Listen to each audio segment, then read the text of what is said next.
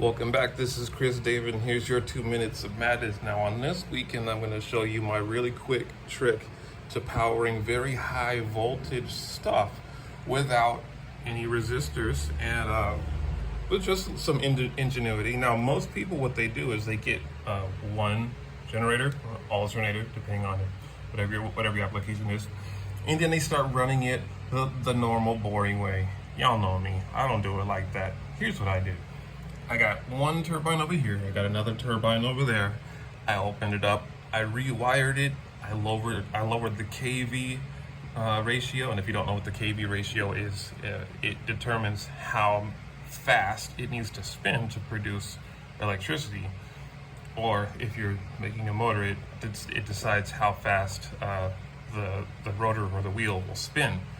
So I want a lot of power with low RPMs. So I made sure that I can spin as slow as possible. Then what I did is I took this, I took the full bridge rectifier and I put these in serial. So the positive lead on this one goes to the negative lead on that one. And then we've got two of these, each of them are 50 amps a piece. So right now I have a total of 100 amps of capacity. And watch how slow I move this thing. And let's look at the voltmeter.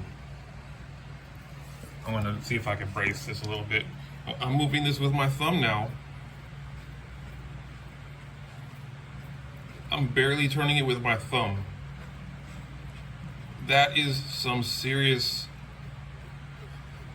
electricity. Now, if you noticed, I have a little piece of tape right here, a reflective tape, so my RPM detector can detect exactly how many RPMs. So there you go. Now, if you look,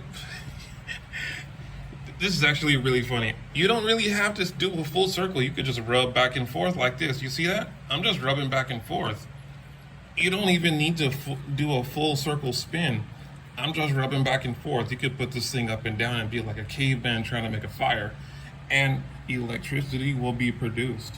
So I've got all the magnets and coils in here and all the magnets and coils in here that are moving with the same motion. And because these are alternating current, it doesn't matter that these shafts are turning in opposite directions, because this full bridge rectifier is going to pull both of those into direct current. And then now that I have them in serial, I can combine all of the electricity that they output. And just for safety, I've got a fuse on the front that I could just click to turn off, turn it back on.